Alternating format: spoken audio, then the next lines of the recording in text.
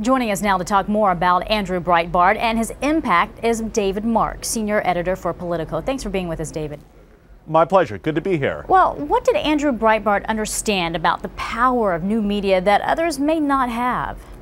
Brietbart was really an early innovator in terms of understanding what would go viral on the internet. In other words, what would be popular and spread around really quickly. He was doing this back in the mid-1990s before a lot of other people picked up on it. He did it for the Drudge Report and then the Huffington Post, and I think that's actually one of his underrated contributions in that he really was a pioneer of web journalism. A pioneer, but also polarizing to some extent. How was he viewed in political circles?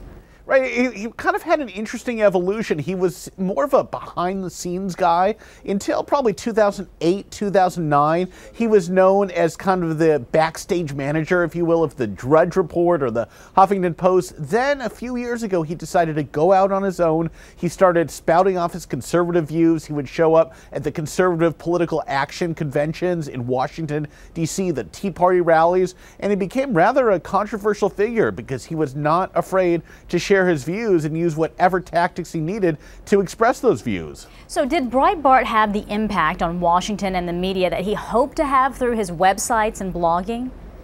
I think he did in certain circumstances. He was almost directly responsible for getting the ball rolling on Anthony Weiner, the former congressman from New York, who of course had sent those inappropriate pictures of himself to female admirers, you might say. That was Andrew Breitbart's website who first put those online.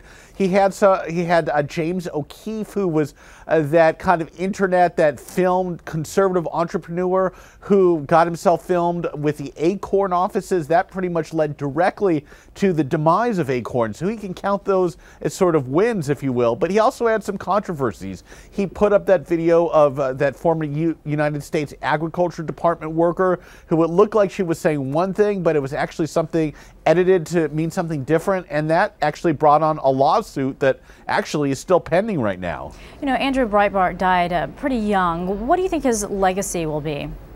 I think it will really be that kind of entrepreneurship on the internet in the early days, understanding what made for a good web story, how to write headlines, those that were going to capture people, and that kind of innate, instinctive understanding about what would make people want to click on a story. That's not something that everybody has. Mm-hmm. You called him a pioneer. Do you think anyone else will pick up where he left off and continue his crusade?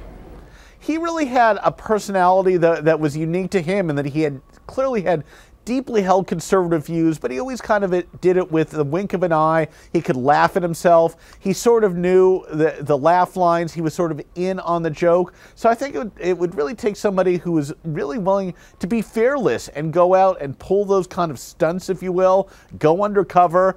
I think there'll be a lot of people who try to succeed him, but I'm not sure anybody will be able to directly. All right, David Mark, senior editor for Politico. Thanks so much for joining us. Thank you.